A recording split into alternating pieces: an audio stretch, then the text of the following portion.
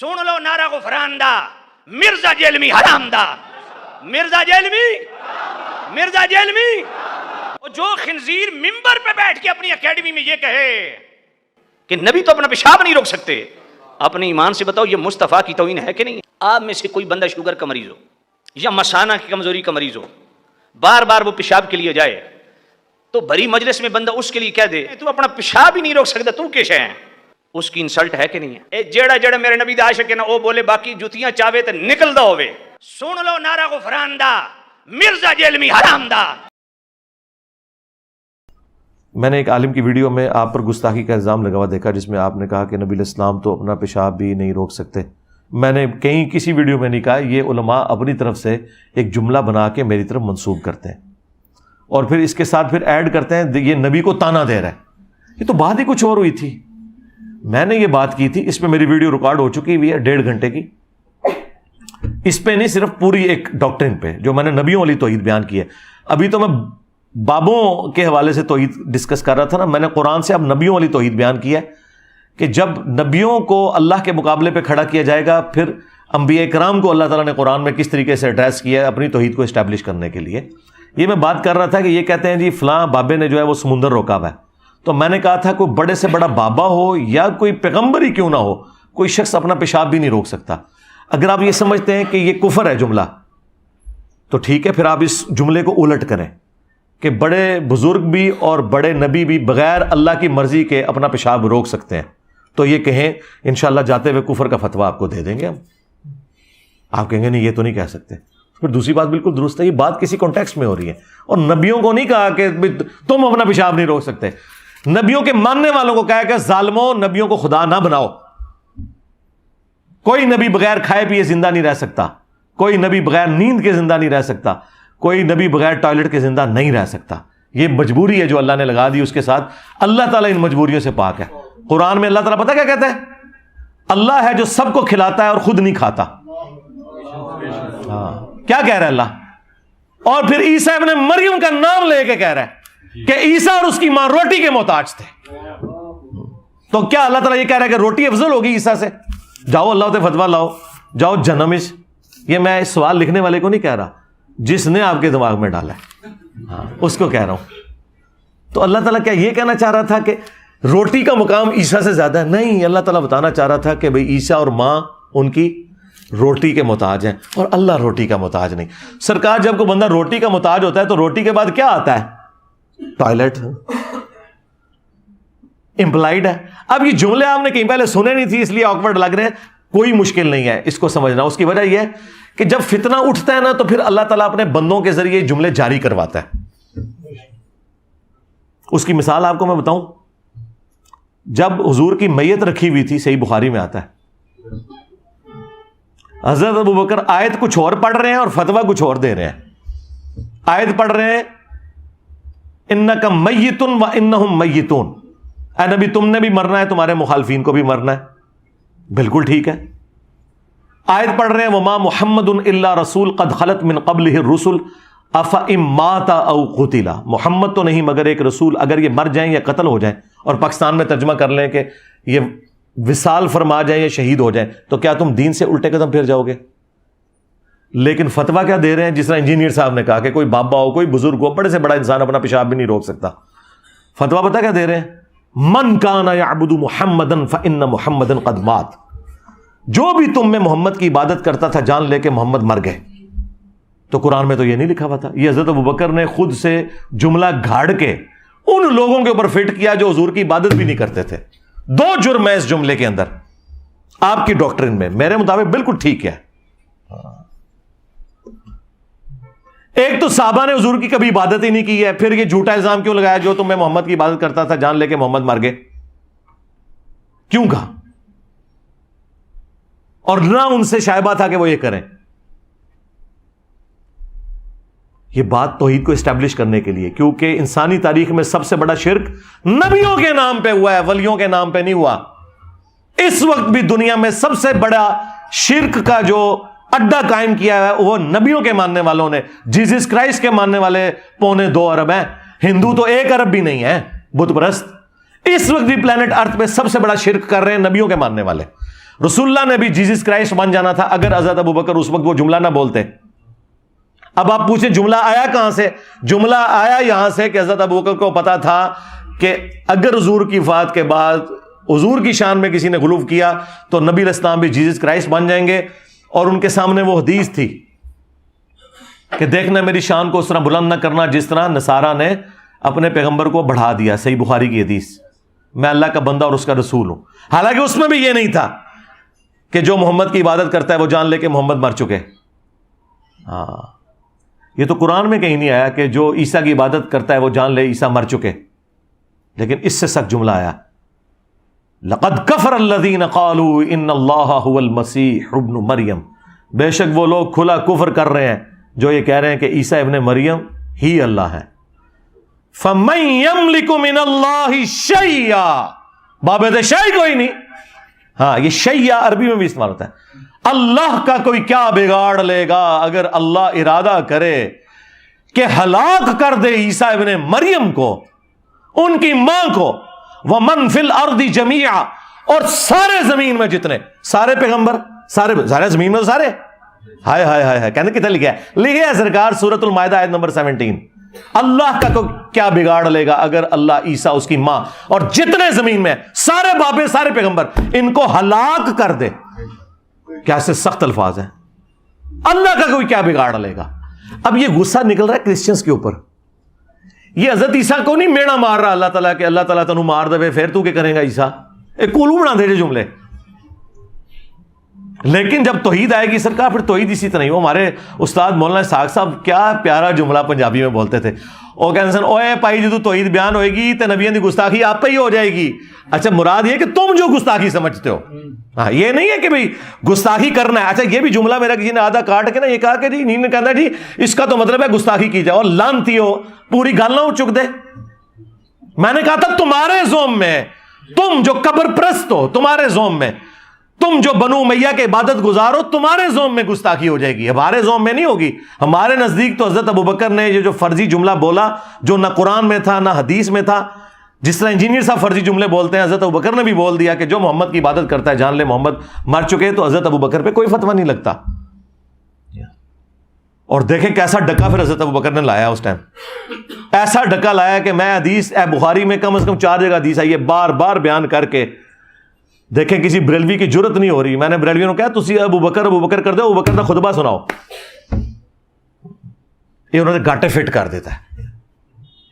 تو بھائی جب بھی گمراہی آئے گی نا، پھر ابوبکر صدیق کے طرز کے اوپر کوئی ابوبکر کا غلام بھی پیدا ہوگا جو کہے گا تو کہنا ہے عبداللہ شاہ غازی نے سمندر روکیا ہے، اور کوئی بابا اپنا پیشاب بھی نہیں روک سکتا، بابا تے چھڑ دو. کوئی دنیا کا بڑے سے بڑا انسان اپنا پیشاب نہیں روک سکتا. اور یہ قرآن میں لکھا ہے کہ اللہ تعالیٰ کھانے کا محتاج نہیں ہے، وہ خود نہیں کھاتا، سب کو وہ کھلاتا ہے. اور اس سے بڑھ کر عیسیٰ ان کی ماں روٹی کھانے کے محتاج تھے. تو جو روٹی کا محتاج ہو وہ ٹائلٹ کا بھی محتاج ہے، وہ نیند کا بھی محتاج ہے. یہ ساری چیزیں جڑی ہوئی ہیں. آگے ساری کورالریز ہیں. یہ کہتے ہیں نہیں جی روٹی تے لکھے آگے کتے لکھے ہے تے اگے تے سرکار جو کچھ آپ اللہ کے بارے میں کہتے ہو، زمین اللہ نے بنائی، چاند اللہ نے بنایا، 50 گلاں گنوا دو، یہ بھی تے قرآن دی کوئی نہیں لکھیاں.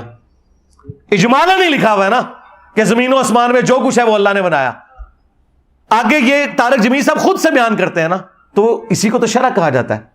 اور قرآن میں یہ کہاں لکھا ہے سورۃ الاعراف آیت نمبر 188، اے نبی نہ تم اپنے نفع کے مالک ہو نہ نقصان کے مالک ہو. اب نبی کے لیے جو نفع ہیں وہ ذرا گننے شروع کریں. نبی کے لیے نفع ہے آکسیجن، اس کے مالک نبی نہیں ہو سکتے. اور یہ اگر ہمارے نبی ہیں تو باقی نبی تو پھر آپ چھوڑ دیں. اے نبی تم نہ کسی نفع کے مالک ہو اپنی جان کے حق میں. اور یہ بھی نہیں کہا، وہ کہتے ہیں اللہ کہہ سکتا ہے، تسی نہیں کہہ سکتے. سرکار ابوبکر اللہ تے نہیں ہے. ہائے ہائے ہائے ہائے، اللہ کہہ سکتا ہے تسی نہیں کہہ سکتے. اوے میں تو میری داڑھ تھلے آ گیا. حضرت ابوبکر اللہ تے نہیں ہے، نہ حضرت ابوبکر جو ہے وہ رسول اللہ ہے. ظالموں، ابوبکر کوئی اللہ ہے؟ ابوبکر کوئی رسول اللہ ہے جو کہہ رہے من کان یعبد محمدا فإن محمدا قد مات؟ نہیں. تمہارے سارے میں نے وسوسے ختم کر دیے. اسی تو بند گلی میں داخل ہو چکے ہو تم لوگ. کہتے کیا کریے، کتنے سٹیا سانو. پہلے تو کہتے اتنے سٹے سے پانی نہیں ملتا، میں انہوں نے اتنے سٹیا جتنے آکسیجن بھی نہیں مل رہی. آکسیجن بھی بند ہو گئی ہے، حالانکہ آکسیجن تے جیل خانے دے تہ خانے بھی پہنچ جاندی ہے. تو وہ ہم سارے نفع گنوائیں گے. اور وہ سارے نقصان گنوائیں گے. تو وہ ساری کی ساری چیزیں آ جائیں گی. اس میں نیند بھی آئے گی, اس میں کھانا پینا بھی, اس میں ٹوائلٹ بھی آئے گا, اس میں گردوں کا چلنا بھی آئے گا, اس میں دل کا دھڑکنا بھی آئے گا.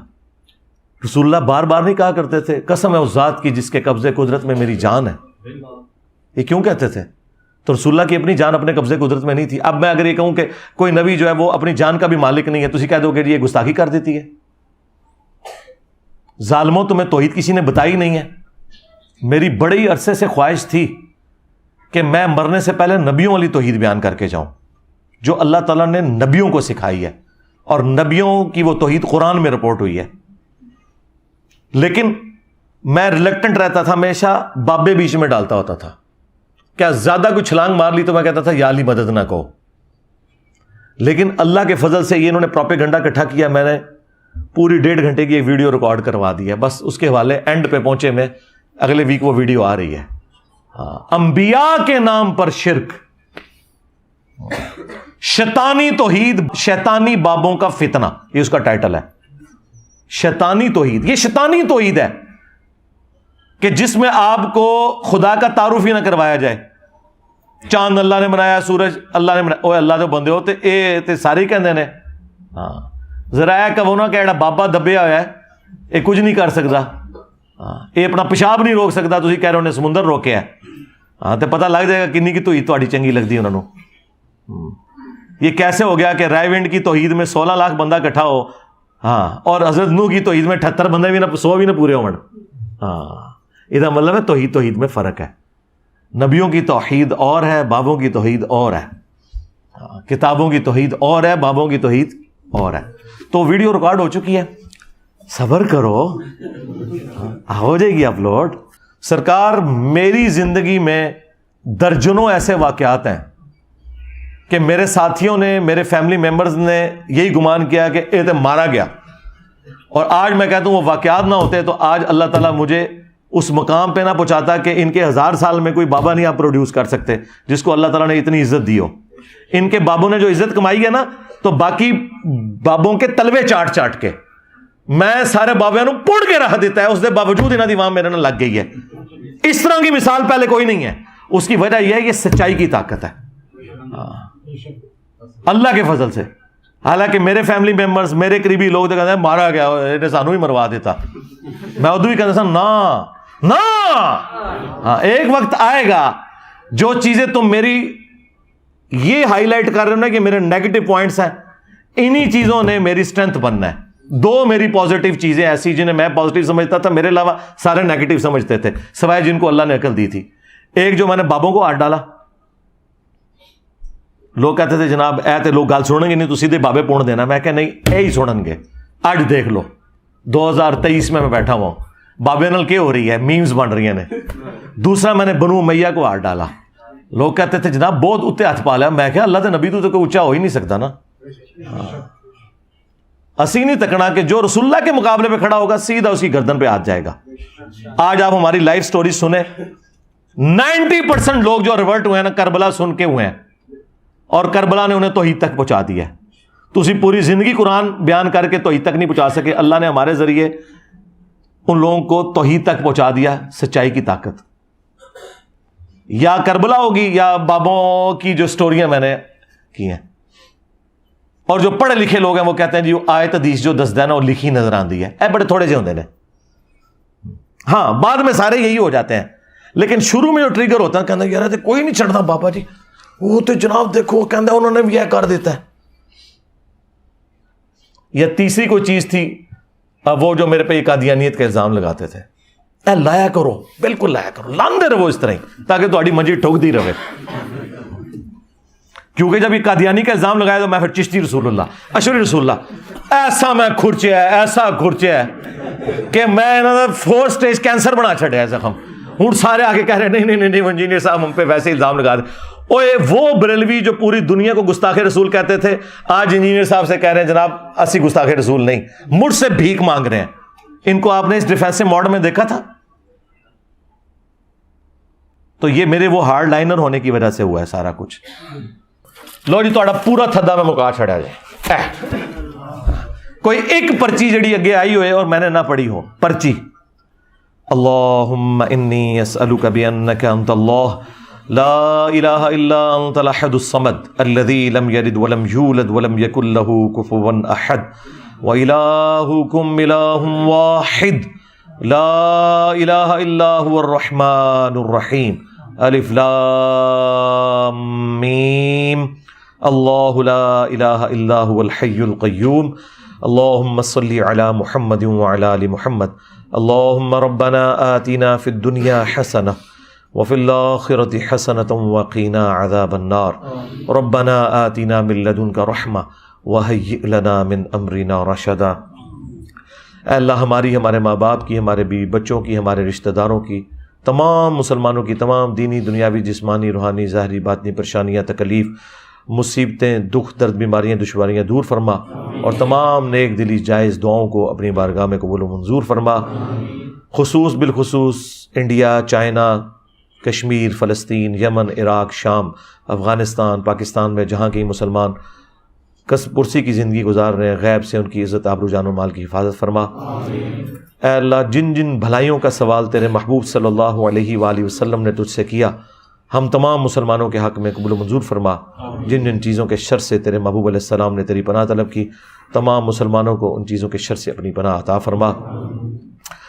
حاضرین کے جتنے بھی چھوٹے بڑے رشتہ دار فوت ہو چکے ان کی مغفرت فرما، جتنے زندہ ہیں انہیں موت سے پہلے قبر و آخرت کی تیاری کرنے کی توفیق عطا فرما۔ حاضرین کے جتنے چھوٹے بڑے رشتہ دار بیمار ہیں انہیں شفاء کلی عطا فرما۔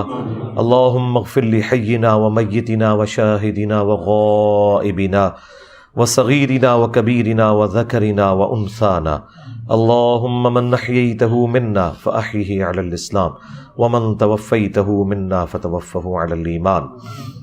ربنا آتنا فی الدنیا حسنہ وفی الآخرة حسنة وقنا عذاب النار ربنا آتنا من لدنك رحمة وهيئ لنا من أمرنا رشدا لا إله إلا أنت سبحانك إني كنت من الظالمين اللهم أحسن عاقبتنا في الأمور كلها وأجرنا من خزي الدنيا وعذاب الآخرة سبحان ربك رب العزة عما يصفون وسلام على المرسلين والحمد لله رب العالمين وصلى الله على النبي الكريم وعلى آله وأصحابه أجمعين إلى يوم الدين آمين۔